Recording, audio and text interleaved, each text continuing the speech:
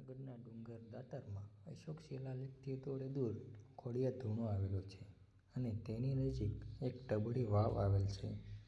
એ ટબુડી વાવમાં અને બે પાળિયામાં દેવસુર અને પાતળીની પ્રેમ કહાની તરવાયેલી છે, જે લોકદાયકા મુજબ સત્ય કથા છે.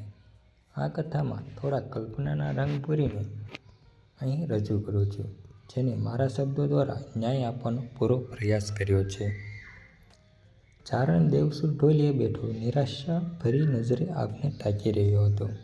ત્યાં દેવસુરની પત્ની રૂપા રૂમઝૂમ કરતી આવી અને રૂપરૂપના અંબાર જેવી રૂપા મીઠો લહેકો કરતી બોલી, ચારણ થઈને આમ નિહાળ ક્યાં સુધી નાખશો? આ સોરઠની ધરા પર 3 વર્ષનો દુકાળ પડ્યો છે. કેમ કરીને આ માલને હું નિરણ પાંડી આણું? દેવસુર બોલ્યો. ત્યાં જ ભાંભરતા દેતી બહેને જોઈ રૂપા પણ બાવરી થવા લાગી અને કંઈક તો કરવું પડશે, નહીંતર આ માલ ભૂખાને ભૂખા મરી જાય. તમે એક કામ કરો, ગીરમાં જાઓ. પણ હું ગીરમાં જાઉં તો તારું અને મારા આ દીકરાનું શું થાય? પરણીને પોઠેલા પોતાના દેવ જેવા દીકરાને જોઈ દેવસુર બોલ્યો, હું પણ એક ચારણ છું. મારા અને આપણા આ દીકરાનું જતન હું કરી લે, પણ આ ઢોર મરે એ નહીં જોવાય. ધણી ધણિયાણી કેટલાય વખત એકબીજાને વહાલથી નીરખી રહ્યા. દેવસુરને એની મેલી જવાનું ગોઠતું ન હતું. કોઈ રસ્તો નહોતો એટલે એક હાથ પોતાના દીકરા પર ફેરવી સુરજદાદાના ઓરણા લઈ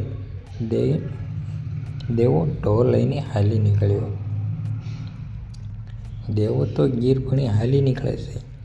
હાલતા હાલતા એક ગામના પાદરે તેને બીજો એક ચારણ રામસુર મળે છે. રામસુરે દેવાને નીરખી રહ્યો હતો.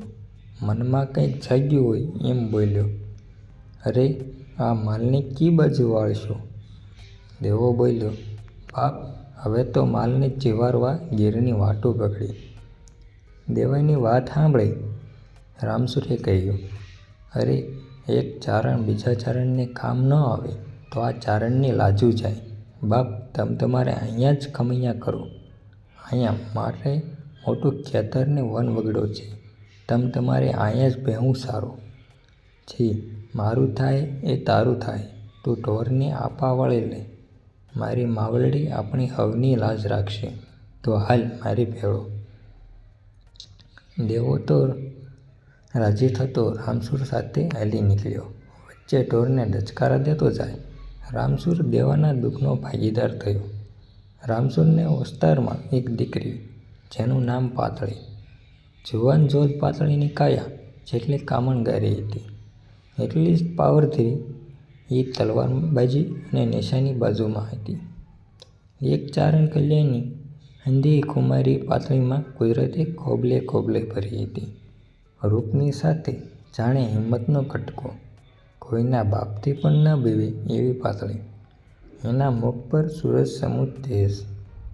રામસુર પાતળી માટે કેટલાય છોરા જોયા, પણ પાતળના મનમાં કોઈ વહતું નહોતું. પાતળીની નજરમાં ગોઠે એવો મરદ હજુ સુધી રામસુરને જડ્યો નહોતો. પાતળી પોતાના મધુર કંઠે માના ગીતડા ગાતી જાય, ઘમ ઘમ વલોણું ફેરવતી હતી અને ઉપર છવાયેલા માખણને ઢગને પોતાના દૂધમલ હાથે બહાર નિહાળતી હતી. ત્યાં જ એક 6 ફૂટનો કાંઠાળો ઉજળા વાને વાંકડી મૂછે એક મરદને આવતો દીઠો. પાતળી તો તેને જોતા જ દલ્લો હારી બેઠી.